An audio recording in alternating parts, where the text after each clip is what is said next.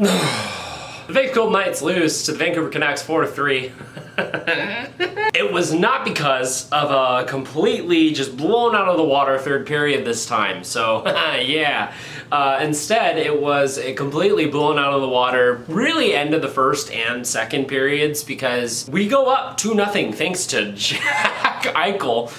Beautiful pass from Marchessault for him to grab it and then shoot it past Silovs to make it 2-0. So that was the second goal. The first goal, he just goes coast to coast and just on the power play, just from his own end, passed from Logan Thompson, had the secondary assist. His third of the year, which for goalie, I don't know, I think that's a lot. Markstrom has 5. He is tied for second with Jordan Binnington at 3. But similar to how Vegas responded to Vancouver when they played them last time and we won, Vancouver responds pretty well to Vegas winning the game so far, because Quinn Hughes on the power play, and then Connor Garland on the power play. Oh, switch. Quinn Hughes got a point on both of those though, so. Connor Garland, power play goal.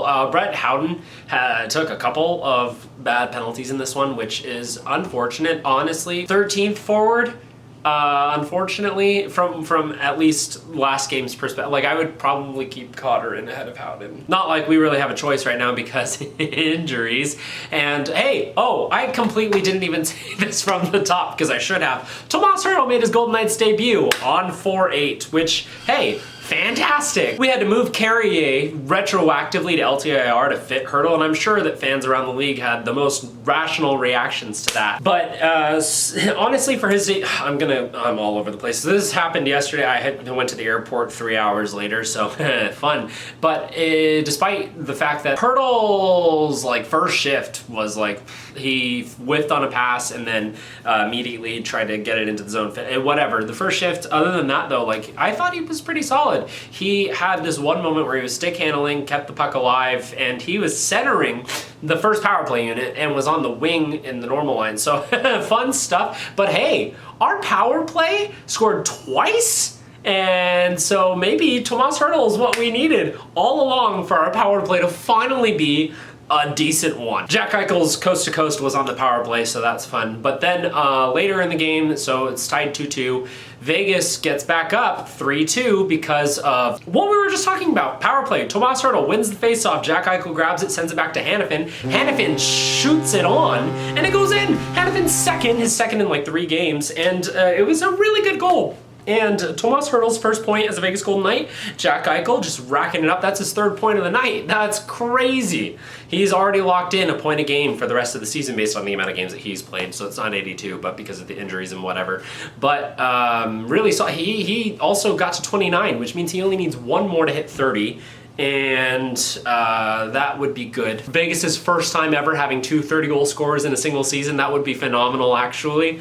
Jonathan Marchessault with 41, so he still needs to, he has run out of time to tie Carlson, and I'm sure that that's a thing that between the two of them. Speaking of milestone goals, I said that so weirdly, Brock Besser gets his 40th. There was a little bit of weirdness with Haig and Pettersson in front of Thompson. Pettersson did a phenomenal job of being in front of Thompson without being in front of Thompson, crease-wise and all that jazz. But you know, he was in the great. Anyway, what he did was perfect. It was fine. It was good.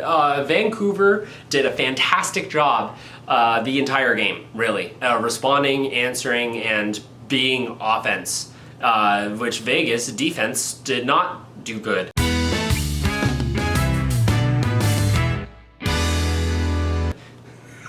What? Oh, I'm still tired, I guess.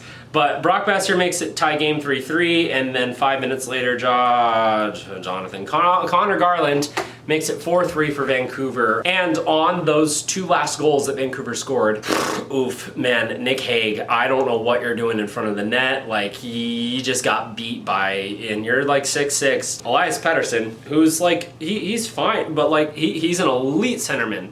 And not that big. You could shove him out of the way.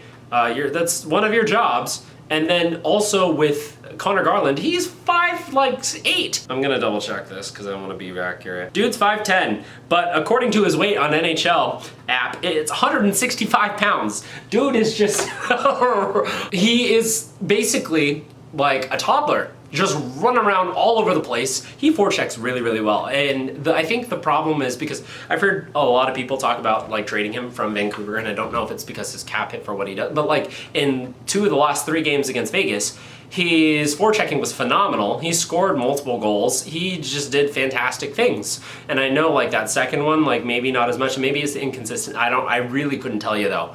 Connor Garland just had a phenomenal game. The Canucks, Quinn Hughes had a phenomenal game. Future Norris Trophy winner. Quinn Hughes, like the Canucks played really, really well. And so props to them. How much of this game was them playing well versus Vegas playing bad? Who really knows? Tomas Hertl had a decent game. Vegas, Jack Eichel had a decent game for the first half. Alex and I were streaming this. I said that I didn't think that Vegas, like, I thought that it was going to be mostly just a boring third period until the very end when Vegas was going to try to get one, and they just didn't.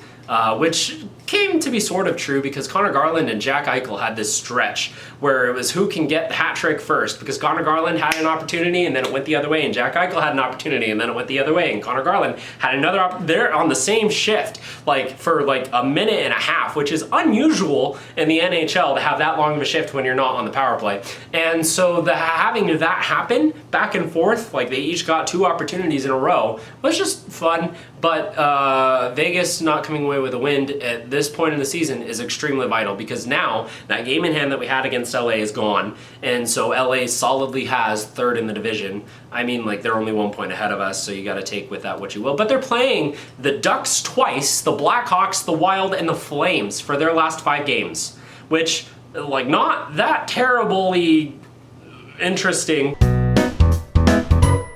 With that being said, Vegas is looking at having a wild card slot, and it could be the 1st or 2nd, because Nashville's also been good recently. So I have no idea what to expect. Obviously, we still have time left, and we play against the Oilers tomorrow.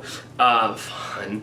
Oh boy. I have a friend who's an Oilers fan, but every other Oilers fan that I've ever encountered, which has been mostly online, so you got to take that with a grain of salt, because, you know, online presences and stuff like that, the persona of being behind a screen and being able to say whatever you want, have all been negative, and that's the only reason I don't want to play them in the playoffs in round 1, is because I don't want to deal with their fans. Skill-wise, like, I'm not afraid of any team that we would go up against in the first round. It's looking like it's going to be probably either Dallas, if we get the 2nd wildcard spot, Vancouver, or Edmonton, depending on, you know, what they end up doing to end the season. But, like, whatever. Any of those 3 teams, I feel like Vegas could actually still come out on top against, but they have got to get their stuff together.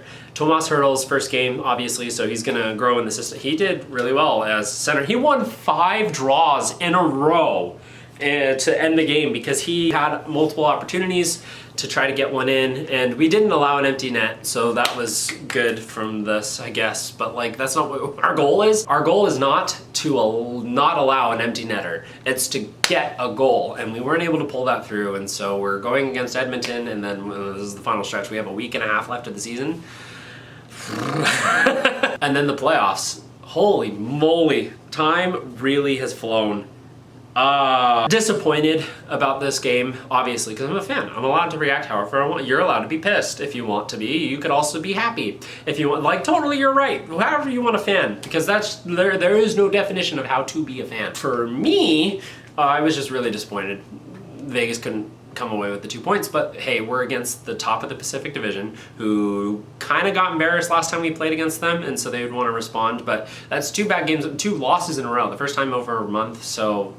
Whatever. Last thing I wanted to talk about, Logan Thompson. He, like I had mentioned how Nick Hague don't know what he was doing in front of the net for the 2 goals. Logan Thompson's rebound control was not on it tonight, or yesterday. He didn't have a great night. He made fantastic saves several different times, including in the 3rd period. Jaw-dropping saves that I had. Not like save of the years, but still really good ones. And that being said, the 4 that he did allow, just he needs to be able to be better on rebound control, because they would drop right in front of him into the slot, which led to those opportunities for Vancouver to be able to pounce on them. I don't know what the difference was between how the defense was playing in front of him versus his own play, but our defense just let Vancouver do whatever they wanted in front of Thompson, which does not help your goalie. I want Adin Hill to come back because we need both of our goalies. I want Mark Stone to come back because we need his defensive takeaway and finish ability because we are not sitting him on, Petro's been out still, want him back. Haig or White Cloud sit next game and put Hutton in. That's gonna be it for Game 77's nightly review. Thank you so much for watching and have a good night.